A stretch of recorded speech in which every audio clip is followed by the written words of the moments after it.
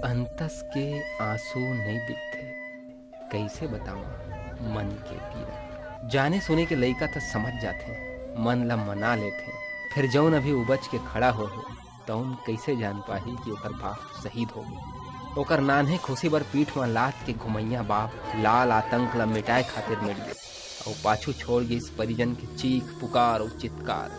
नान्हे लइका खोजत रह गइस ताबूत में बंद बाप के दुलार। वाह रे आतंक के ठेकेदार हो, तहु मन तब मनखे हो। कोनो नान्हे लइका के बाप हो, तुहर कलेजा काबर नहीं कल पाए, काबर नहीं रोए। बंदूक के गोली तो अधर्मी है, तुम तो हाड़ मांस ले ही बने हो, तो फिर काबर ऐसा नतलंगी। हर गाँव घर आहूँ कहिया बेटा, राखी के दिन लौटेस घलो तो कैसे। हरोरा कनकी के रहैया शहीद सब इंस्पेक्टर युगल किशोर वर्मा के पार्थिव शरीर जब गृहग्राम पहुंचे त इलाका में शोक बगर गिस। परिवार के संगी हजारों ग्रामीण अपन शहीद सपूत ला अंतिम विदाई दिन।